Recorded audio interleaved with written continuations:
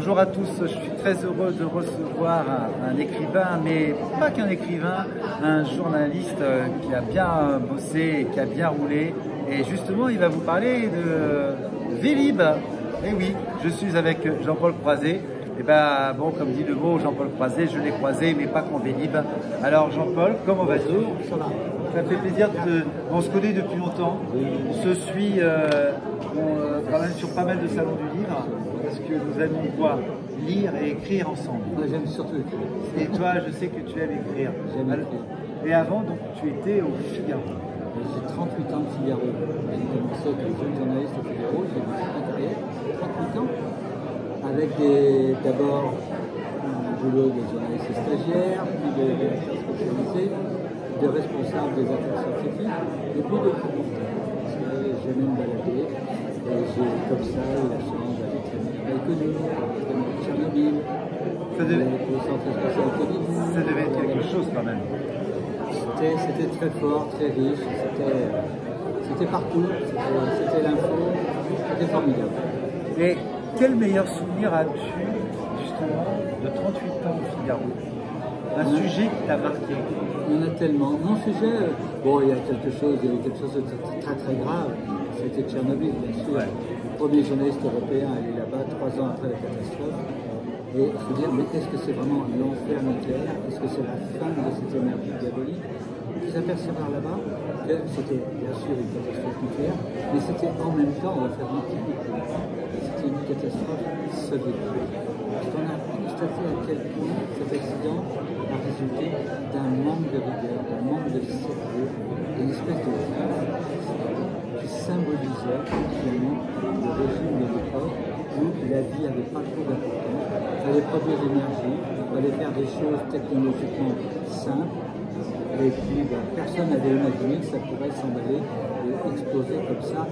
Parce que l'incident de Tchernobyl, ça s'est passé en Ukraine, avec un stagiaire qui gérait la centrale et qui avait arrosé des choses avec le cœur, et qui était sûr, et qui n'a pas réagi à une demande d'énergie contenue de la part de la ville d'à côté, et qui a laissé le cœur s'emballer, et qui n'a pas géré. Il y avait un exercice d'ailleurs, il a mal géré. C'était un réacteur d'un type très spécifique de l'URSS qui existait qu'à 16 exemplaires qu'on a tous fermé depuis. Et il s'est emballé tout de suite en une demi-heure, ça s'est emballé. Et puis à l'époque, les communistes ne voulaient pas avoir ces fautes. Ils sont restés 3 jours avant de se décider à demander de l'aide et à laisser les gens pour regarder le réacteur flamber, les sirailler. C'est pour ça qu'il y a eu autant de victimes, autant de pollution. Je pense que cet accident s'est passé aux États-Unis, il y a eu infiniment moins de conséquences.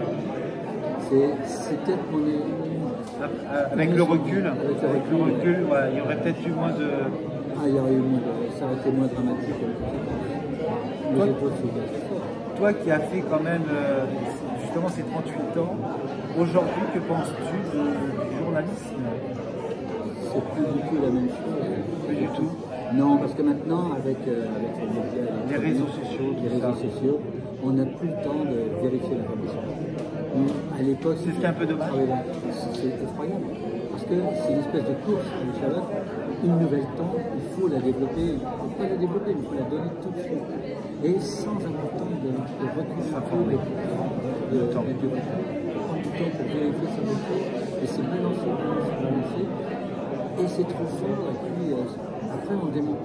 Même s'il y a. C'est ça qui est dommage. Et à la fois, c'est violent. C'est violent, c'est terrifiant. Et puis, c'est plus l'info un peu réfléchie, un peu analysée d'avant. Ça n'existe plus, ça. Et ça me fait très peur. Je suis content de ne plus être vraiment un journaliste maintenant, à part commenter des choses sur France Bleu de temps en temps, mais avec là, du recul. Oui, parce que tu es sur France Bleu.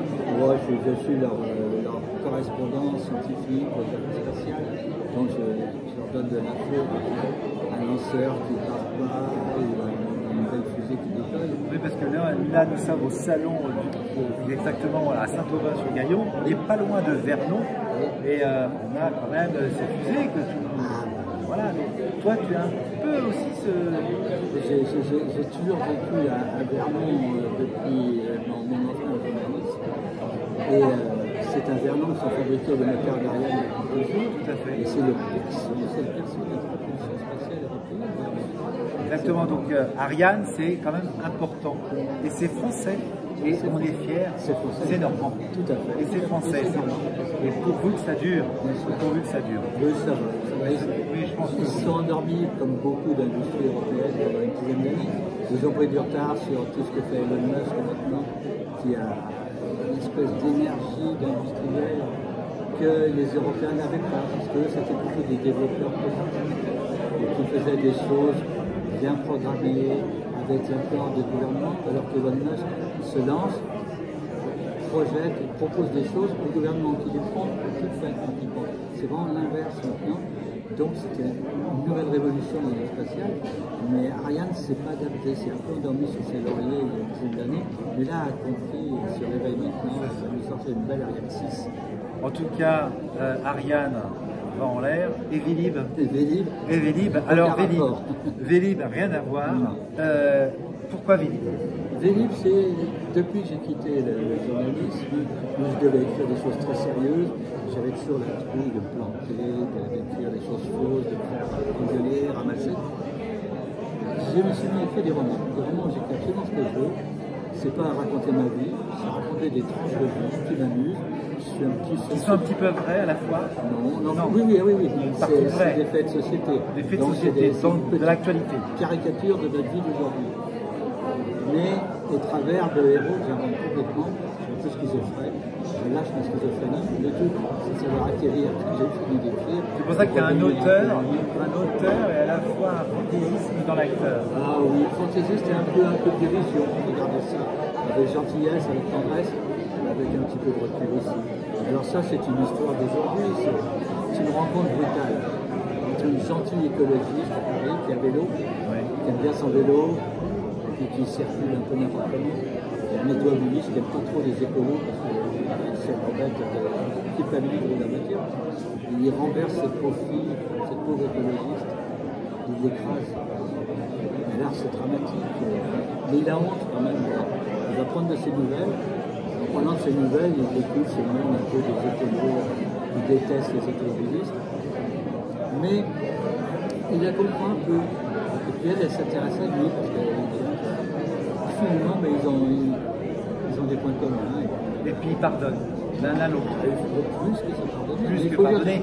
Mais c'est pour ça que j'allais dire, il faut lire ce livre, Vélib. Alors, est-ce que Madame le maire de Paris, Madame Hidalgo, est dedans? Non, parce que je n'ai pas voulu être méchant. Parce que l'écologie, c'est bien, mais c'est peut-être pas bien. On en fait de trop. Et être écolo en grande ville et en campagne, c'est deux choses différentes. Absolument, déjà. Mais l'écologie, c'est devenu un outil politique qui permet à certains d'essayer de faire passer des messages ou d'asservir les gens ou de nous abrutir. C'est ce que je pense, l'écologie politique. Quand je vous parle de la fin du monde, pour ne pas vous parler de la fin du monde. Voilà. Moi, c'est ça ce que je reproche. C'est une question de finance. C'est une question de finance, c'est une question aussi d'opportunisme politique.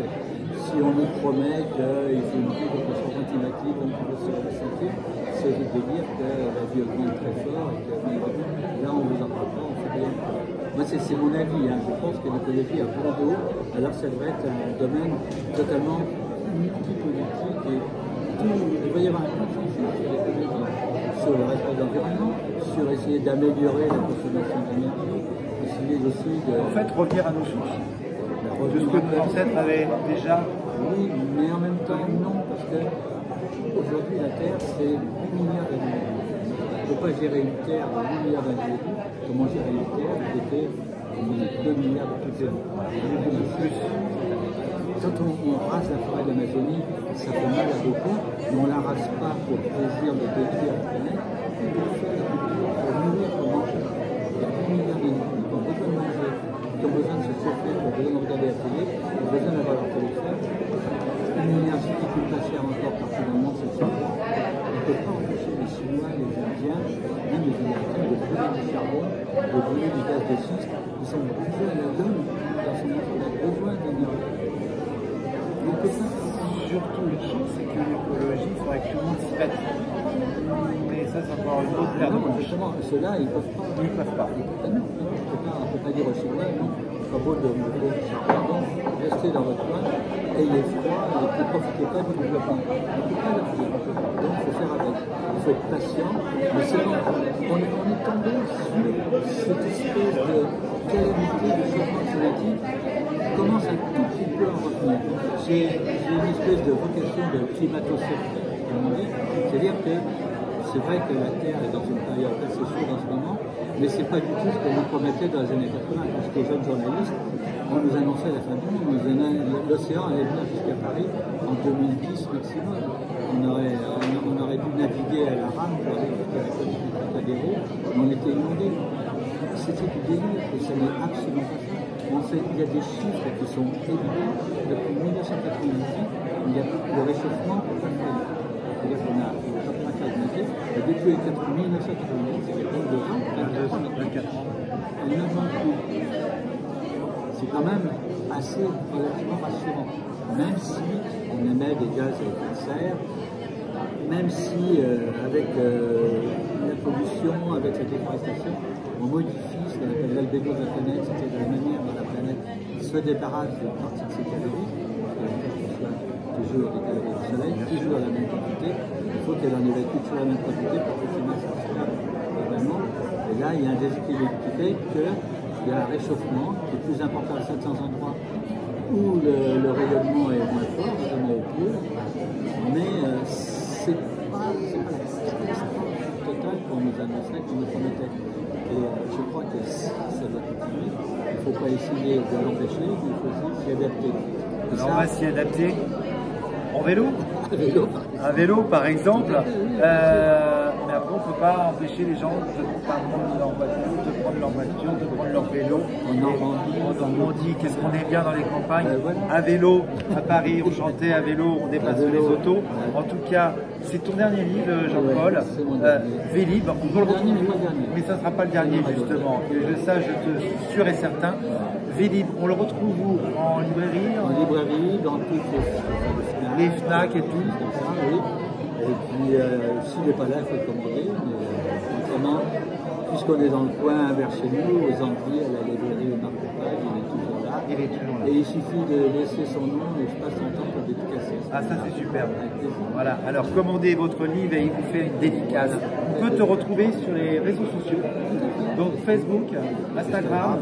Voilà, et on tape directement Jean-Paul Croiset. Et si vous tapez Jean-Paul Croiset, bah vous allez le croiser sur les réseaux. Et juste avant de terminer, je voulais te demander ton principal trait de caractère. L'humour et la dérision, allez, un peu les deux. Je confirme. Un humour un peu, avec un peu de tristesse, mais non, tendresse. Qu'est-ce que tu préfères chez l'être humain? La relation, justement, la confiance, l'échange. L'échange de partage. On est tellement coincé, glacé. La transmission. La transmission. L'échange. Ton principal défaut? Bavard. Bavard? Bavard, un peu frimeur. Oh, il faut. On n'est jamais si bien ça avec personne. Exactement. Quel est ton auteur favori? Ah, alors, j'en ai beaucoup. J'ai des moments de tendresse pour beaucoup de dérision. Frédéric Dard.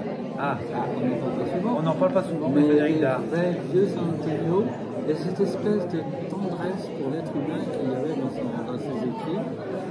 Et puis autrement, j'aime bien les grands auteurs des années 60, 70 qui m'ont fait rêver et qu'on n'entend pas plus du tout aujourd'hui, c'est des gens genre Henri Troyat, par exemple, ou les écrivains paysans. C'était puissant, c'était la terre. Mais ça revient. J'espère bien. Grâce à ces enfants-là, il y en a des jeunes qui vraiment se remettent sur Troyat. Troyat nous a emmenés dans sa saga, les semailles et les moissons, je sais pas, tout au fond de la Sibérie. Mais quand j'étais ado, ça me faisait rêver, ça faisait dresser les poils sur les bancs, c'était fort, c'était écrit puissamment. Et Michel Strogoff, des choses comme ça. C'est des choses que il faut. Je pense que l'école a peut-être l'éducation à oublier certaines choses et je pense qu'il faudrait remettre au bout du jour, peut-être. Oui, on doit redevenir un peu plus scolaire. Alors justement, le don de la nature que tu voudrais avoir. En ce moment, plus je vieillis, je vais avoir le don de transportation. Parce que j'adore me balader, j'adore aller voir la mer. Plus je vieillis, plus j'ai la rate de prendre la voiture ou d'y aller. Je voudrais y être instantanément. Je rêve de la mer, je voudrais être dans mon rêve tout de suite. Donc, un peu Joséphine Ange Gardien, il fait ça et ça y est, ça serait génial. Alors, puisque l'émission s'appelle l'Art du Bonheur et qu'on partage justement dans ce salon, c'est quoi le bonheur pour toi? Le bonheur, c'est de savourer l'instant présent et puis raconter des bêtises sans trop prendre au sérieux. on profite de l'instant. Profiter du présent. Voilà. Merci Jean-Paul. Avec plaisir. Merci Jean-Paul. Et on se dit à très très bientôt. Et suivez-le sur les réseaux, Jean-Paul Croiset, parce qu'il y a vraiment un planning tout le mois d'octobre, tout le mois de novembre, décembre et tout.